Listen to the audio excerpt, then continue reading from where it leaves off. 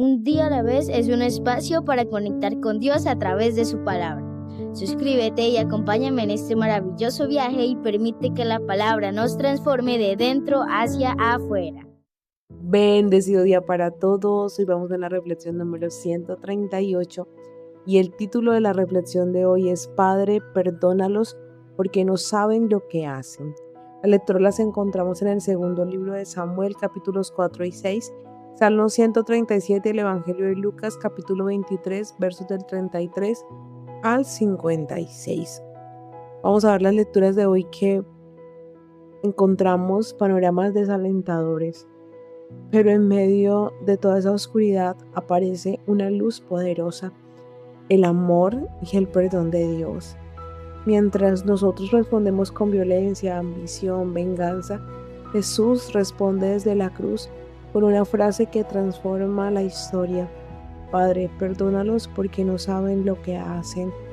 Vemos que Jesús, a pesar de que estaba muriendo injustamente, Él le pedía al Padre perdón por todos nosotros, que sabía que lo íbamos a crucificar también. Estas palabras de Jesús nos muestran el corazón amoroso de nuestro Dios.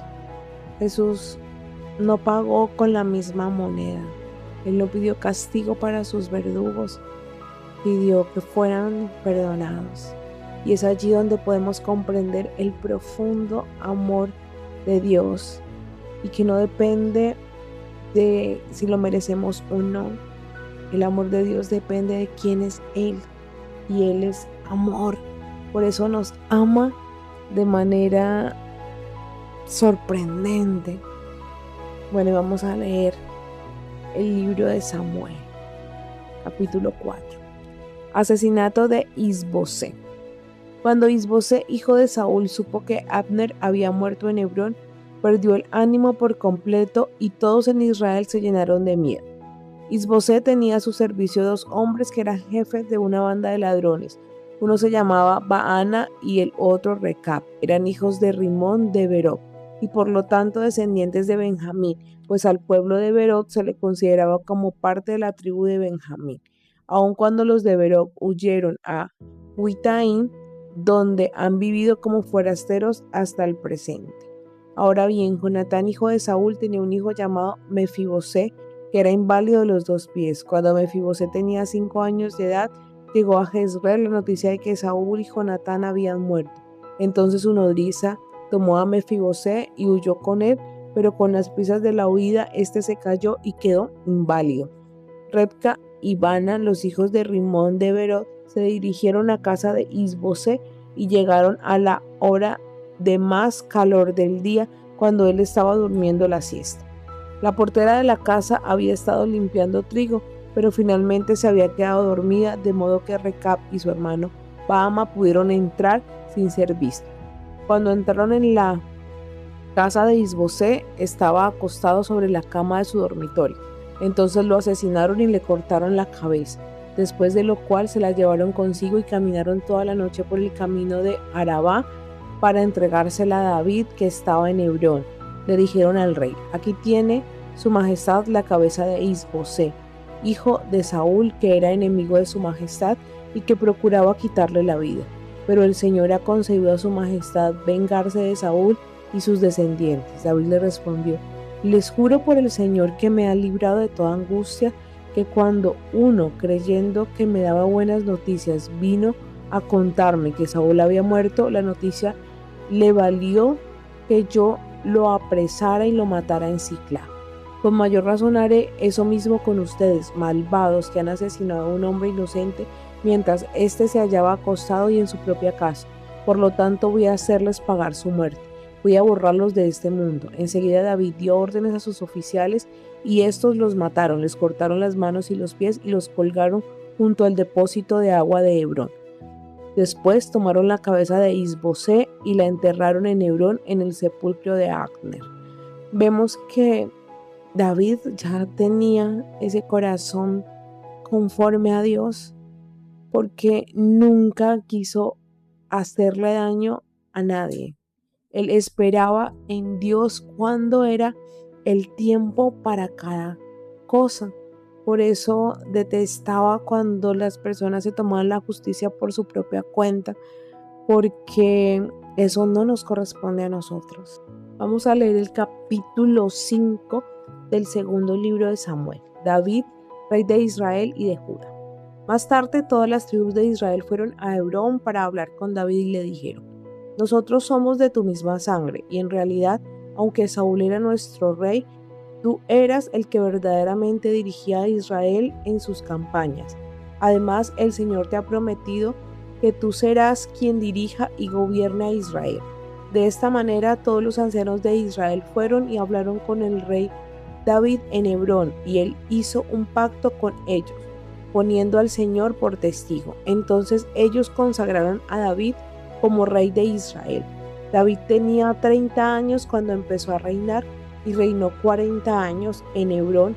Fue rey de Judá durante 7 años y medio y luego en Jerusalén fue rey de todo Israel y Judá durante 33 años. David captura la fortaleza de Sión. El rey David y sus hombres se dirigieron hacia Jerusalén para atacar a los jebuseos, habitantes de aquella región, y los jebuseos, creyendo que David no lograría entrar en la ciudad, le dijeron: tú no podrás entrar aquí, pues se bastan los ciegos y los inválidos para no dejarte entrar. Sin embargo, David capturó la fortaleza de Sión, y ahora conocida como la ciudad de David. David había dicho en aquella ocasión: todo el que ataque a los jebuseos que entren por el canal del agua y mate a los ciegos y a los inválidos, a los cuales aborrezco con toda mi alma.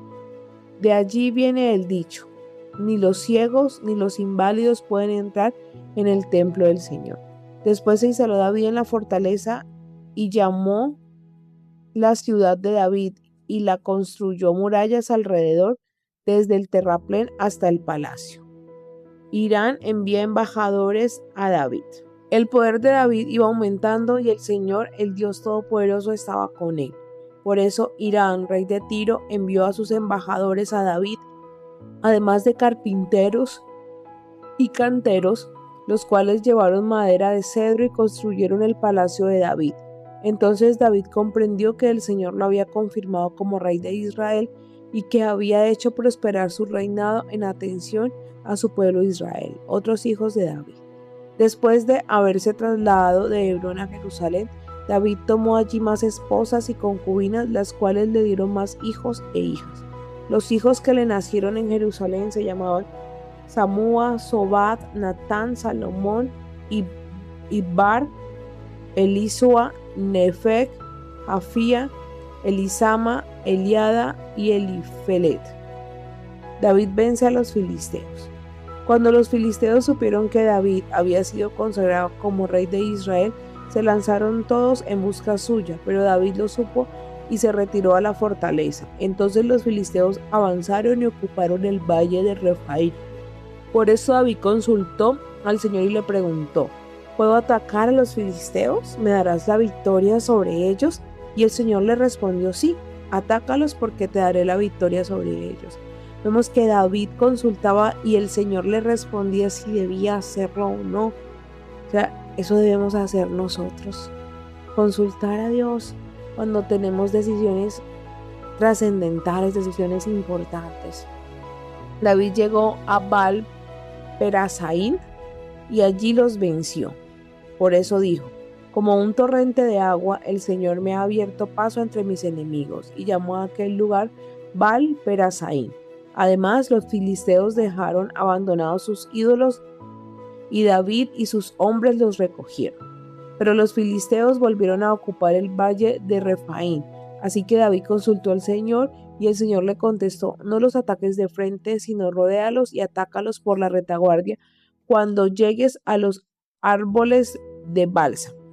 Cuando escuches ruido de pasos por encima de las copas de los árboles, lánzate al ataque, porque eso significa que voy delante de ti para herir de muerte el ejército filisteo.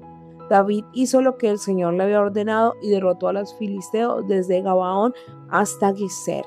Mira que cuando obedecemos lo que Dios nos dice en su palabra, Él va delante de nosotros y nos da la victoria. El problema es que desesperamos y queremos que sea a nuestro tiempo y a nuestra voluntad. Y vemos algo curioso ahorita que leía. David reinó 33 años en todo Israel.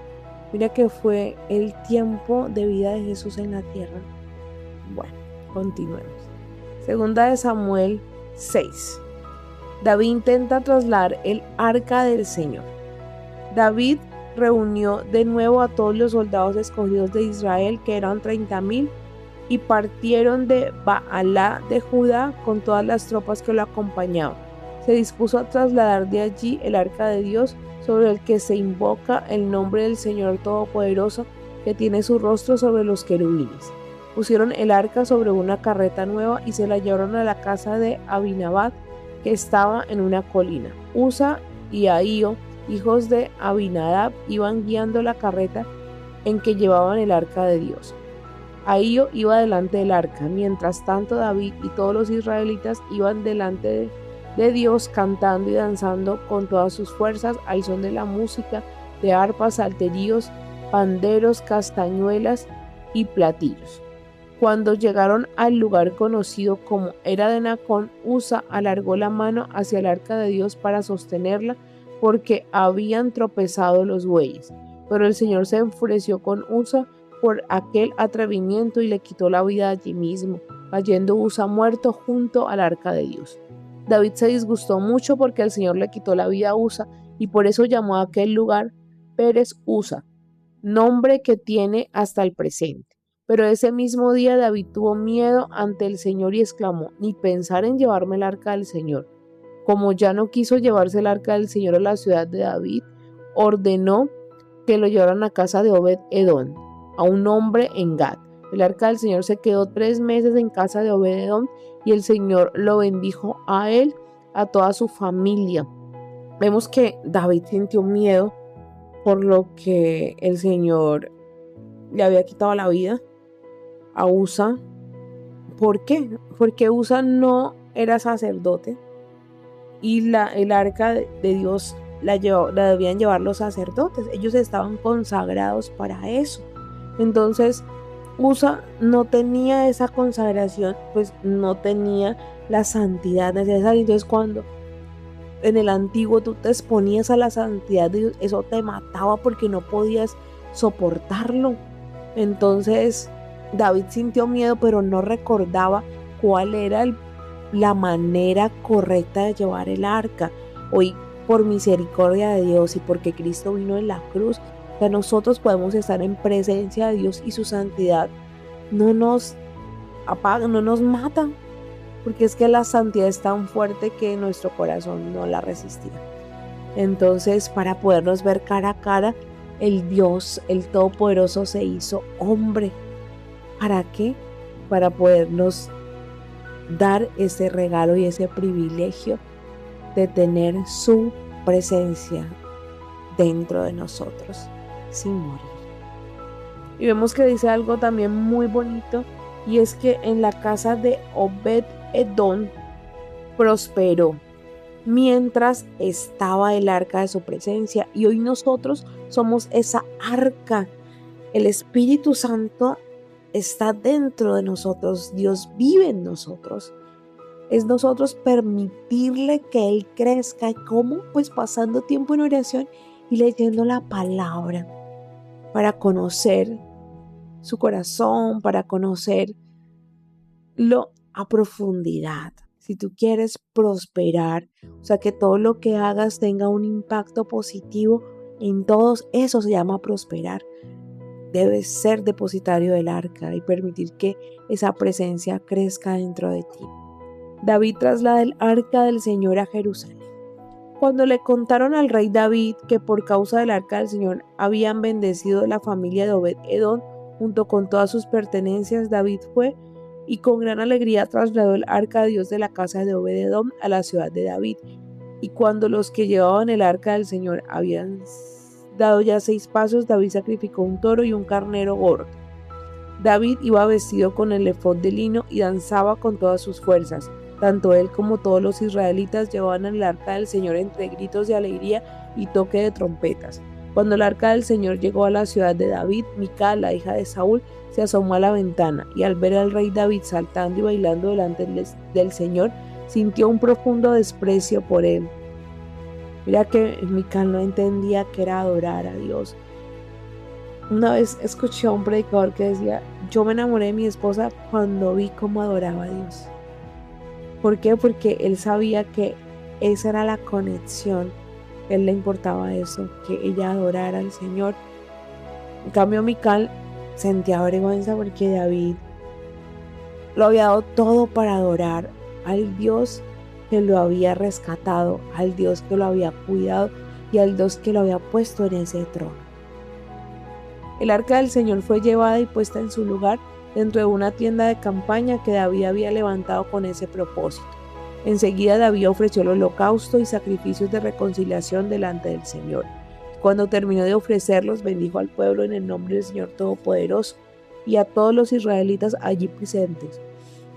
Hombres y mujeres les dio un pan, una torta de dátiles y otra de pasas. Después, todos se volvieron a sus casas. También David volvió a su casa para bendecir a su familia.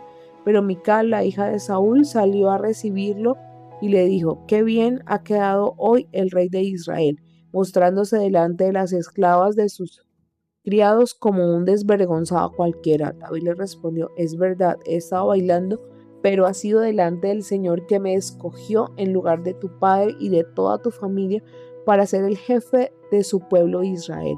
Por eso bailo delante de él y aún me humillaré más que ahora. Me rebajaré según tu opinión, pero seré honrado por esas mismas esclavas de que tú hablas». Mical no tuvo hijos en toda su vida. Vemos que Mical rechazó la presencia y quedó estéril. O sea, la esterilidad en la Biblia representaba eso, que no tener la presencia de Dios dentro. Y ahora recordemos que nosotros somos espíritu, no necesariamente parir hijos desde el vientre, sino que nuestro espíritu encienda a otros, o sea, parir hijos de manera espiritual, y cada vez que nosotros crezcamos vamos a encender la llamita de otro, y así sucesivamente, y vamos creciendo esta familia de Dios aquí en la tierra. Y el Salmo 137 nos muestra el dolor del pueblo en el exilio, llorando lejos de Jerusalén. Era un canto nacido desde la tristeza, del sentimiento de pérdida y del anhelo por la presencia de Dios. Muchas veces nosotros también atravesamos temporadas donde sentimos que estamos en tierra extraña, momentos de sufrimiento, confusión o distancia espiritual. Pero aún allí Dios sigue escuchando el clamor de sus hijos. Vamos a leer este salmo maravilloso. Salmo 137. Junto a los ríos de Babilonia, sentados junto a los ríos de Babilonia, llorábamos al acordarnos de Sión. En los álamos que hay en la ciudad colgábamos nuestras arpas. Allí los que nos habían llevado cautivos, los que todos nos lo habían arrebatado, nos pedían que cantáramos con alegría, que les cantáramos canciones de Sión. Al cantar nosotros canciones del Señor en tierra extraña, sí, llegó a olvidarte Jerusalén. Que se me seque la mano derecha, que se me pegue la lengua al paladar. Si no me acuerdo de ti, si no te pongo Jerusalén por encima de mi propia alegría. Señor, acuérdate de los edonitas que cuando Jerusalén cayó decían: destrúyanla hasta sus cimientos. Tú, Babilonia, serás destruida. Feliz el que te dé tu merecido por lo que nos hiciste. Feliz el que agarre a tus niños y los estrelle contra las rocas. Y finalmente, en la cruz, Jesús nos muestra el camino más difícil y más poderoso, el perdón. Mientras uno de los criminales lo rechazaba, el otro reconoció su pecado y pidió misericordia, y Jesús le respondió: hoy estarás conmigo en el paraíso. Esto significa que nunca es demasiado tarde para acercarse a Dios con un corazón arrepentido. La gracia de Cristo sigue alcanzando incluso al que todos daban por perdido. No demos por perdido a nadie, porque la sangre de Cristo también fue por esa persona que nosotros creemos que no tiene salvación. También fue por ella. Leamos. Cuando llegaron al sitio llamado La Calavera, crucificaron a Jesús y a los dos criminales, uno a su derecha y otro a su izquierda. Jesús dijo: Padre, perdónalos porque no saben lo que hacen. Y los soldados echaron suertes para repartirse entre sí la ropa de Jesús. La gente estaba allí mirando y hasta las autoridades se burlaban de él diciendo: salvó a otros, que se salve a sí mismo. Ahora, si de veras es el Mesías de Dios y su escogido.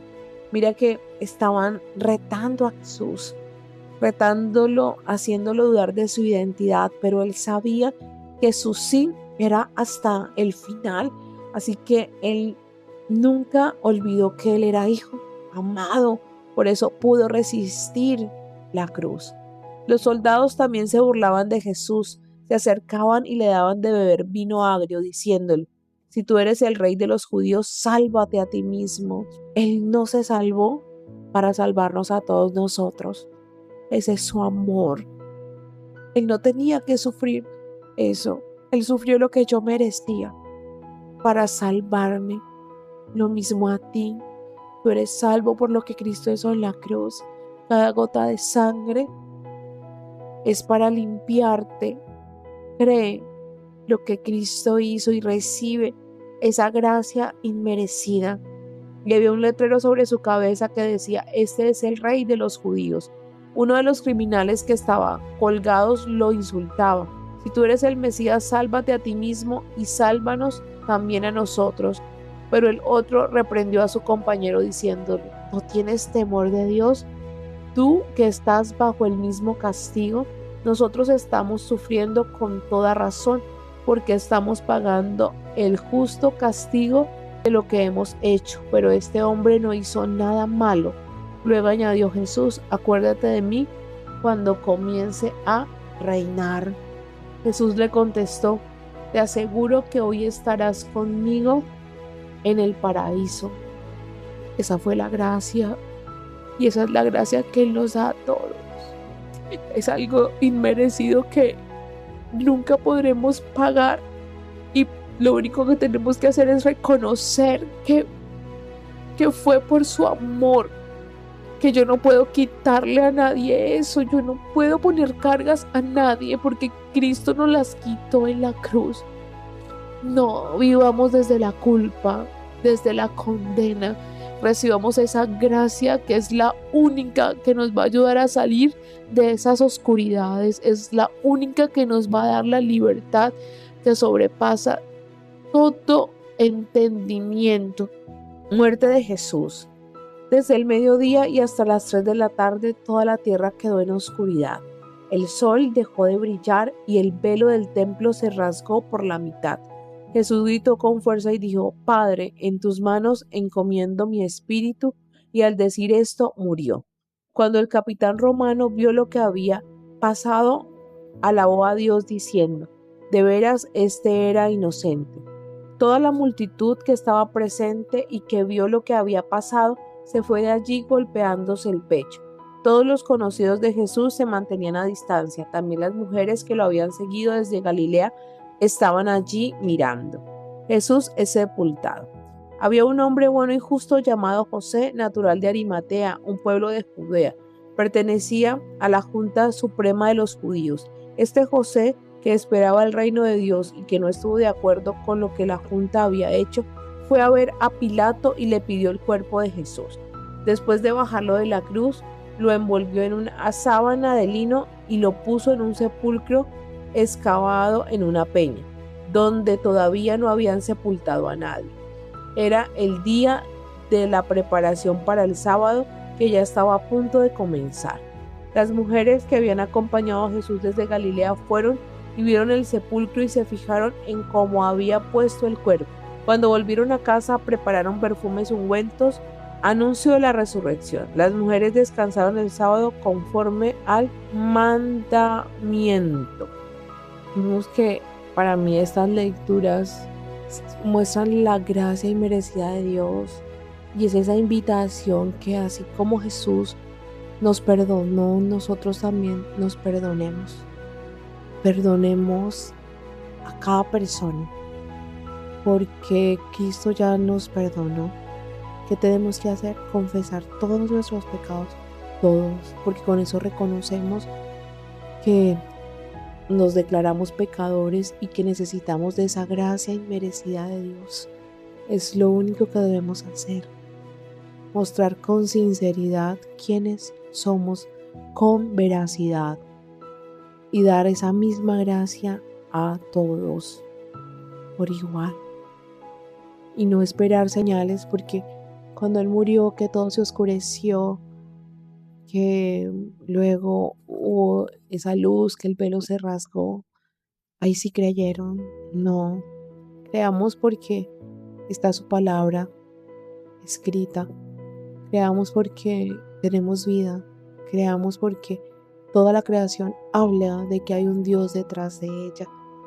No pidamos más señales, busquemos la presencia para que la presencia se instale y crezca dentro de nosotros. Y demos ese amor que Cristo nos mostró en la cruz. Y hoy el Señor nos invita a reflexionar y a examinar nuestro corazón. Nuestro corazón está libre de resentimientos. Nuestro corazón quiere hacer justicia por su cuenta. Estamos consultando verdaderamente a Dios antes de actuar. Estamos adorándolo sin vergüenza. Estamos valorando realmente el sacrificio de Cristo Jesús en la cruz. La cruz nos recuerda que el amor de Dios es más grande que nuestro pecado. Y si Cristo pudo perdonar desde el dolor más profundo, nosotros también debemos aprender a perdonar como Cristo nos perdonó a nosotros. Y hoy, en el nombre poderoso del Señor Jesús, oramos al Padre y le agradecemos porque aun cuando fallamos, su amor es el mismo y está presente. Le agradecemos porque en la cruz se mostró la misericordia y la gracia de Dios en lugar de condenación. Te pedimos, Padre de amor, que nos ayudes a perdonar como tú nos has perdonado, a confiar en tus tiempos y a buscar siempre tu dirección. Quita de nuestro corazón toda amargura, todo orgullo y deseo de venganza. Enséñanos a adorarte con libertad y reverencia. Y cuando nos sintamos alejados y heridos, recuérdanos que tu gracia todavía nos alcanza. En el nombre poderoso de Jesús. Amén. Dios es bueno en todo tiempo y en todo tiempo Dios es bueno.